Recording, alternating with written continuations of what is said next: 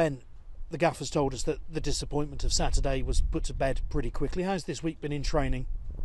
I mean, after any kind of disappointment, you kind of just got to roll your sleeves up and get on with it, and that's what we've done. I mean, training's been tough, as it usually is. We've worked on a lot of things preparing ahead for Saturday, and yeah, we're ready to go. And has it been an angry group in training this week? Because obviously, 2-0 up, nobody is thinking about, right, okay, we'll take a point here.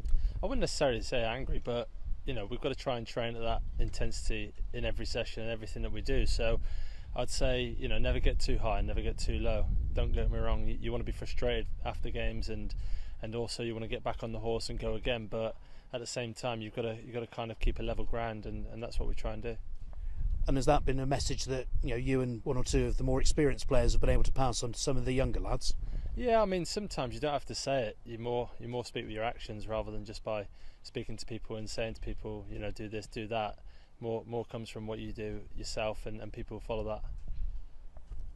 Amid all that, you actually climbed a place in the table last Saturday. Went above Gateshead, who started the day top and lost 7-1. It's a funny old game, isn't it? That's the thing with football, you never know. You've got to respect every opposition. I mean, to be fair, I don't ever look at the table at the moment because what happens at the end of the season is what matters, and that's just me personally. But at the same time, they've gone to Dagenham, lost 7-1. It just shows you that anything can happen. But at the same time, we've got to respect the fact that they'll want to right their wrongs, and as they say, an animal that's wounded is dangerous. So yeah. Potentially it's two teams like that who both know they could expect something from each other, isn't it? Exactly, yeah. Look, we're going to go there, we're going to try and impose ourselves and give our best game, and that's what I'm sure they'll do as well. They've got a way of playing which is unique to them, and we'll go there and we've got a game plan and we'll hopefully execute it.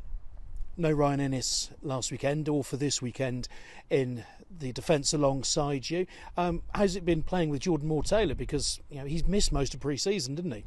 Yeah, I mean, he's a good player. Ryan's a good player as well, and full respect to them both. And everyone has their own qualities, and me shifting from the left over to the right, in some ways it's natural, in some ways it's unnatural because I've been used to playing left side.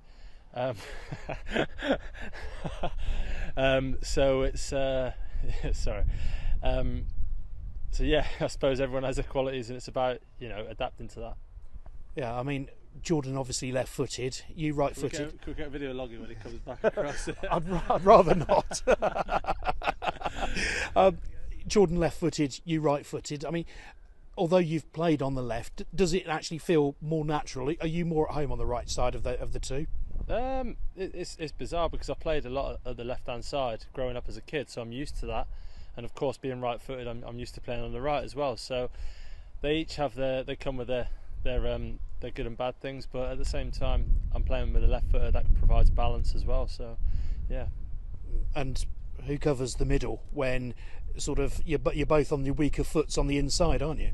Yeah, and we're both good enough on our weaker foot as well, so we know that we're both good on the ball and we trust each other on the ball. Same when Ryan plays there as well, and when someone comes out and someone comes in, you want it to be seamless, and that's what it felt like. The purple patch, sort of the last 5-10 minutes against Fylde, and then the opening 10 minutes, 15 minutes against Wealdstone. What was it that clicked in that? Because, in 20-25 minutes of football, you scored 4 goals and almost everything seemed to go in. I think when things click, that just happens. It's not necessarily something that you do that necessarily makes it happen as such. In terms of ending that game on a high and starting the next game on a high, maybe that was just pure confidence. Football is, a lot of it's about confidence and momentum and carrying that on, and when the keeper went down, that ruined our momentum a little bit, but that's going to happen again this season, so we need to learn from it. And I guess that's a lesson chalked off, isn't it? And so long as you do learn from it, then job done. How much does the gaffer help within that process of keeping the confidence high and just making sure standards don't slip? Yeah, I mean, brilliant. In terms of when the keeper went down, we all went over to the gaffer and he's saying, this is what could potentially happen. Don't let it happen. Sadly, it happened. But yeah, it's having that experience, know-how, and identifying it and getting the message across to everyone is key.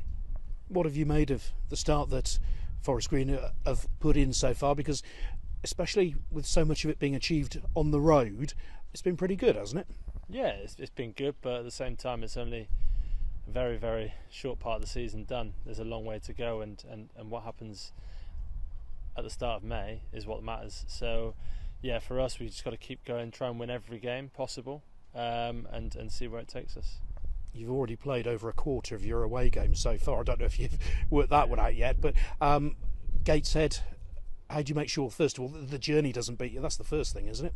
I mean, we've been on the road a lot. We know each other. We play games on the coach, and you get to know each other, and you've just got to make the most of them situations. You know, it is what it is at the end of the day. We're going to travel 2 hours down the road, or we're going to travel 7 hours up the road. It shouldn't really matter. At the end of the day, it's in your head mentally, and you just got to get on with it.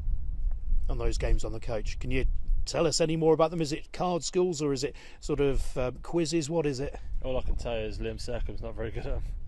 That'll do for me. Thank you. Good luck.